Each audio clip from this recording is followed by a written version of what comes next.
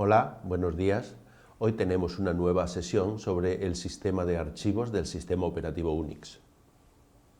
Veníamos viendo en sesiones anteriores la implementación concreta de ficheros en Unix y cuál era su estructura del sistema de archivos, y ese va a ser básicamente el tema de nuestra nueva sesión de hoy. El sistema de archivos de Unix, como habíamos visto previamente, tiene una forma de estructura en árbol jerárquico. Este árbol contiene nodos, siendo cada nodo o un fichero o un directorio.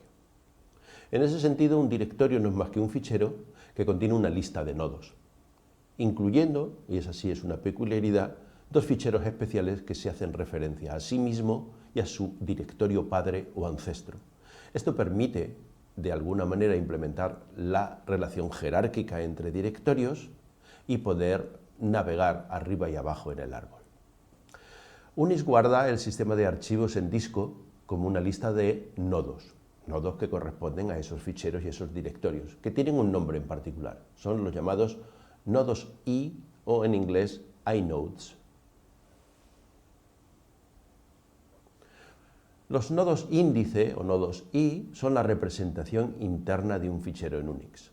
Nosotros no estamos interesados en los detalles de implementación por sí mismos, sino en la medida en que nos permiten comprender el funcionamiento de los comandos. Los nodos I contienen la información de localización en disco del contenido propiamente dicho de los ficheros, y contienen también metadatos o atributos que permiten su gestión y manipulación dentro del sistema de archivos.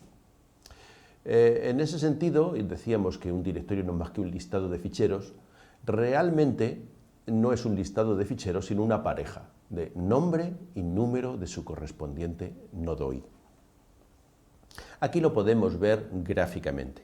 Un usuario llamado fulano que tuviera en su subárbol propietario de directorios un directorio llamado bin y dos ficheros llamados .login y carta.txt, al hacer un listado con esas opciones que vemos ahí, ls-ai, la A es para listar todos los ficheros, incluidos los que empiezan por punto, que por defecto son ocultos, y la letra I latina quiere decir mostrar el número de nodo índice. Pues usando estas opciones obtendremos un listado como el que vemos ahí. El directorio punto, que es sí mismo con un número de inodo, el fichero punto, que se refiere a su ancestro, ahí el número 2, y los ficheros .login, el directorio bin y el fichero carta.txt con sus correspondientes números de nodo I. Y eso es lo que en realidad tiene un directorio cuando lo listamos. Además de la información en sí mismo, un nodo I tiene una serie de atributos que aquí pueden ver en formato textual y lo pueden leer por su cuenta. Yo, sin embargo, voy a dar la explicación del significado de cada uno de estos atributos sobre un dibujo más representativo. Arriba de la transparencia pueden ver el listado de nodos I que Unix maneja internamente, tanto en memoria como guardado en disco. No es más que una lista de nodos donde cada nodo es o bien un fichero o un directorio. Si nos fijamos en un nodo en particular, podemos ver que contiene una serie de atributos. El atributo llamado modo, que le veremos más adelante, el número de enlaces que tiene el fichero, el identificador de usuario, el identificador de grupo de su propietario, el tamaño en bytes, un conjunto de fechas o timestamps y los números de bloque lógico en disco donde está el contenido propiamente del fichero.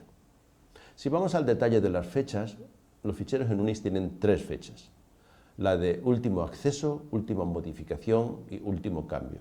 Parecen sinónimos con diferencias sutiles y por eso pasamos a explicarlos. Acceso es la última vez que el fichero se accedió para lectura o escritura, read or write. La modificación es la última vez que el contenido del fichero cambió, y cambio se refiere a la última vez que cambió uno de los metadatos o atributos del fichero, no necesariamente el contenido en sí mismo. Si nos centramos ahora en el modo es una ristra de 16 bits que codifican tres aspectos de interés para los ficheros.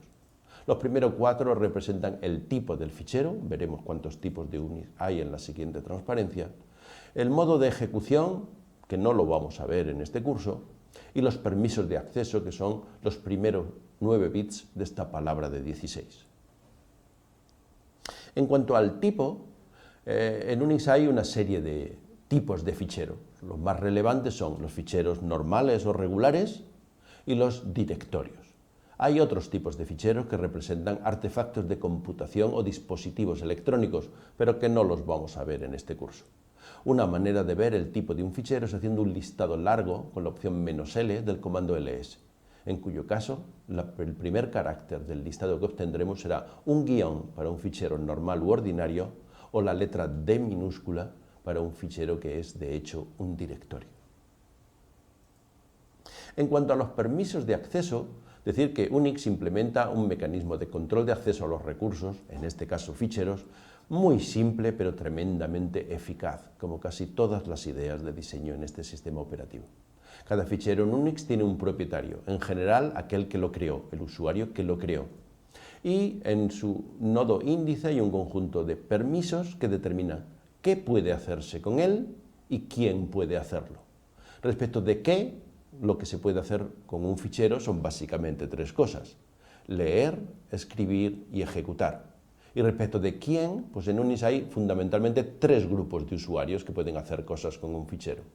El mismo propietario, el grupo al que pertenece el propietario, porque en Unix todo usuario pertenece a un grupo, y others, o las terceras personas, que no son ni el propietario ni los miembros de su grupo. Este es el detalle de la codificación de estos 9 bits de los permisos de acceso, donde 3 determinan qué puede hacer el propietario, otros 3 que determinan qué puede hacer el grupo y los últimos 3 que determinan qué pueden hacer terceros, es decir, otros, donde cada uno de esos grupos son 3 bits que determinan si el usuario de ese tipo puede leer, escribir o ejecutar el fichero. Finalmente, un 1 en esa posición determina que sí se puede y un 0 determina que no se puede. Los permisos de acceso no son inmutables en Unix. Se crean con unos permisos por defecto, pero el usuario los puede cambiar. Para ello utilizará el comando chmod, por change mode en inglés, y que más adelante en otra transparencia se verá con algo más de detalle. Aprovechamos para decir aquí que hay un tipo de usuario en Unix, denominado el superusuario o superuser, que no le afectan los permisos de acceso, que tiene permiso de lectura, escritura y ejecución de cualquier fichero del sistema. Y en particular hay un identificador de usuario reservado, que es root, que normalmente se reserva para el administrador del sistema, que tiene permisos de superusuario y por tanto puede hacer lo que quiera con cada fichero o directorio del sistema. Este es el detalle del comando chmod, que tiene un mecanismo para representar los permisos que se atribuyen a un fichero y que recomiendo que lean atentamente a partir de esta transparencia y practicando con su propio sistema operativo. En cuanto al comando ls para listar los contenidos de un fichero, ahora que conocemos los atributos contenidos en los metadatos del fichero en su nodo índice, podemos dar a conocer algunas de las opciones del comando que nos permiten obtener información adicional sobre los ficheros.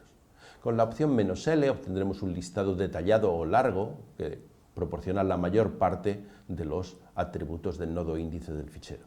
La opción "-t", en lugar de ordenar por orden alfabético, ordena por orden temporal. La opción "-r" se usa con las 2 anteriores para cambiar el orden alfabético temporal e invertirlo. La opción "-a" muestra todos los ficheros, incluso los que por defecto no se mostrarían, que son los que empiezan por punto. Y finalmente la opción "-i" muestra, junto con otros detalles, el nodo índice, el número de nodo índice de cada fichero. Aquí abajo vemos un ejemplo. ls-lt *.html hace un listado de todos los ficheros que acaban en .html en orden temporal y con detalles, empezando por el más recientemente creado, el primero, y acabando por el más antiguo, el último. Se observa en este ejemplo que hemos utilizado el asterisco para representar cualquier cadena de caracteres, porque lo que queremos es especificar con que nos basta con que acabe en .html.